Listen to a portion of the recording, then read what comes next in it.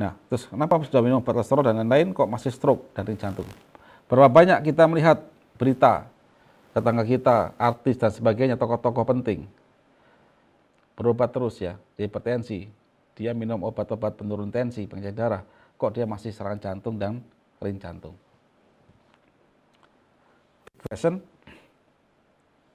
kenapa sudah suntik insulin, tapi kesehatan pasien tidak bisa seperti orang sehat? Orang sehat itu versi kami, Bapak Ibu. Diabetes bisa makan nasi lagi, bisa makan kambing lagi. Normal lagi. Pada waktu kita acara, misalkan Bapak Ibu diundang makan-makan pesta perkawinan di hotel bintang 5 misalkan. Kalau kita sakit diabetes dengan berbagai macam pantangan atau hipertensi ya, pasti ada kambing guling tanya ke istri, "Bu, gimana Bu? Enak nggak itu kambing gulingnya?" Itu kan. Stop, nggak boleh makan. Nah itu. Padahal hidup ini Bapak Ibu, kenikmatan itu salah satunya adalah makan Bapak Ibu. Ya, tapi sayang, bagi mereka yang sudah terlanjur kena penyakit degeneratif, itu ada pembatasan menu makanan, dan yang salahkan mayoritas adalah makanan. Gitu ya. Big question yang kedua, triglycerid, tensi tinggi, asam urat, ngantuan, makan banyak, pantangan, dan tubuh sakit semua.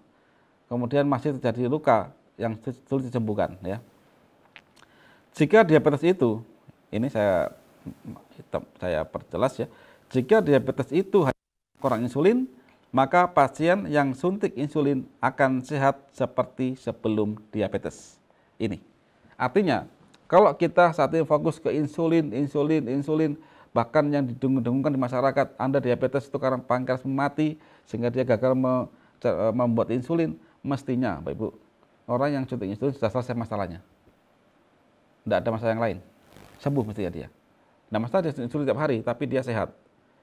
Badannya gemuk lagi, lukanya itu cepat sembuh, normal lah itu loh. Tapi apa yang terjadi? Amatilah. Pasien diabetes yang sudah suntik insulin itu, jika dia sembuh, mestinya dosis insulin itu tidak pernah naik. Tapi apa yang terjadi di lapangan? Hari ini Bapak Ibu 10 unit per hari. Mungkin 2 bulan lagi 12 unit. Naik lagi mungkin 20 unit. Terus. Artinya apa? Terjadi resistensi insulin atau kebudekan insulin. Gitu ya. Kemudian apa sebenarnya penyebab dari penyakit degeneratif? Dan lalu apa solusi yang tepat untuk penyakit degeneratif? Nah, ini yang kita jawab di konsep Karnus. Baik, Bapak Ibu, saya lanjut ya. Kita masuk ke solusi, ke konsep Karnus.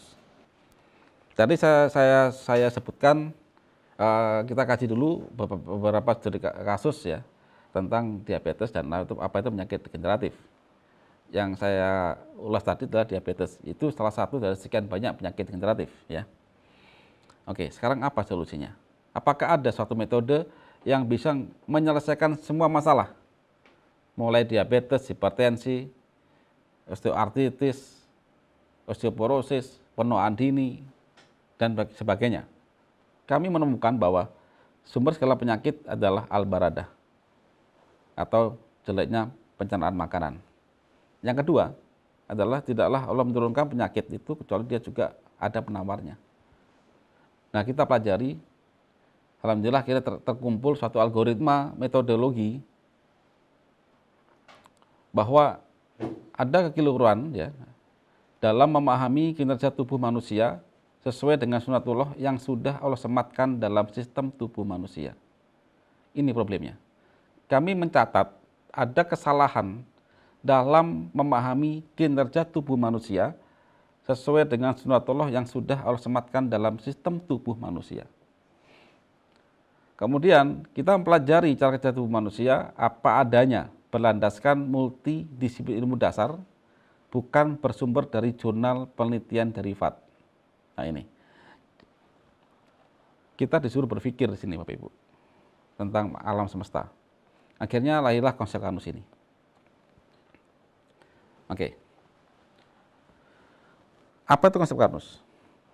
Konsekuensi adalah pengembalian pola hidup manusia berdasarkan kodratnya yang sudah disematkan oleh Allah SWT, mulai dari aktivitas sel sampai aktivitas tubuh manusia. Dengan cara yang sama, maka kita harus tahu tentang bagaimana cara kerja manusia, karena manusia dan alam semesta dibuat oleh Sang Pencipta, maka diminta oleh Allah berpikir. Dan ada ilmunya di sini, dan sudah Allah tampakkan semuanya sejak kita belajar pada dunia modern saat ini, era modern ini ya Bapak Ibu. Sejak kita belajar tingkat SD sampai SMA minimal, di situ jelas. Pada waktu kita mempelajari kimia, fisika, biologi, itu akan termaktub semuanya, dan itu terjadi pada tubuh kita dan juga di alam semesta ini. Nah, coba saya kaji dulu di sini overview. Jadi, manusia itu kalau ditempatkan pada alam semesta, itu adalah bagian, hanya satu bagian saja dari seluruh kehidupan yang sudah Allah sematkan di alam semesta ini. Kita lihat di sini. Awalnya hanya ada oksigen, ada CO2, dan Allah sematkan di bumi ini tanaman. Dan ada matahari. Sekarang amati ya. Seluruh zat makanan yang masuk ke tubuh kita itu adalah gabungan dari unsur-unsur dari oksigen, karbon, hidrogen, ya air dari air, dan juga nitrogen. Yang awalnya mereka terpecah-pecah, ya, di mana mereka awalnya individu-individu sendiri. Kemudian oleh tanaman itu dengan bantuan foton elektron dari matahari, maka dia terjadilah reaksi penggabungan tadi, redoks ya, redoks, terbentuklah trigliserid, terbentuklah protein, dan terbentuklah karbohidrat. Mereka namanya adalah polimer, ya kan? Kemudian hasil-hasil dari tanaman ini akan dimakan oleh herbivore, kemudian herbivore itu akan tumbuh, sebagian dimakan oleh manusia, sebagian oleh karnivor. Ujung-ujungnya, ingat, ujung-ujungnya baik herbivore, karnivor atau manusia itu ada ampas, namanya feses, yang akan dimakan oleh mikrobakteri atau makhluk bersel tunggal yang berfungsi sebagai dekomposer, yang akan menjadikan molekul-molekul bebas lagi dan terjadi siklus di tanaman ini. Kemudian yang terjadi di dalam tubuh manusia itu kita amati ya. Dari polimer ini akan dipecah menjadi suatu energi, kemudian jadi feses polimer pendek oleh bakteri, jadilah unsur bebas lagi. Jadi apa artinya semua di sini, Bapak Ibu, di alam ini, di alam semesta ini adalah awalnya nitrogen, karbon dioksida, oksigen, air, itu masing-masing molekul tadi itu low energy, kemudian digabungkan oleh tanaman menjadi rantai yang panjang polimer. Makin panjang polimer tadi itu makin menyimpan banyak energi di situ. Dipotonglah oleh tanaman, kemudian oleh kita, tubuh kita, oleh hewan.